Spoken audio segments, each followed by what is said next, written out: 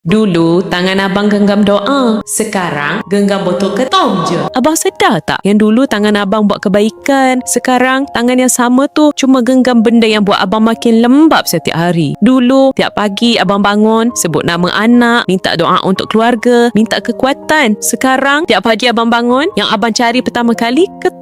Ayang tengok abang makin lawa. Dulu abang gagah, selalu solat, tangan genggam doa, mata basah. Sekarang mata abang merah, badan makin lemah. Abang cakap ketum buat abang kuat, tapi ayah rasa abang cuma takut kalau ketum tu hilang. Abang tak sedar, ketum tu bukan penguat, dia cuma pembunuh perlahan. Abang kata ketum buat abang cergas, tapi ayang tengok abang makin lembab. Dulu abang yang jaga keluarga, sekarang ketum yang jaga abang. Bila ketum tak ada, abang dah jadi kain buruk.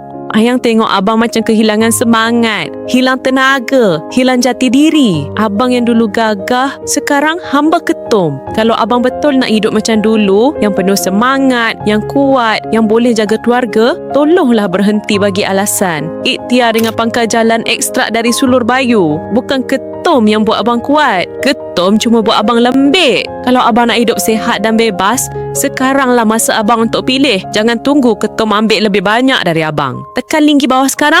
Ayang rindu tangan abang yang dulu genggam doa, bukan botol hijau. Rindu abang yang dulu kuat, bukan abang yang sekarang tunduk pada ketum. Abang, tolonglah lepaskan ketum tu sebelum ketum tu lepaskan abang dari hidup ni.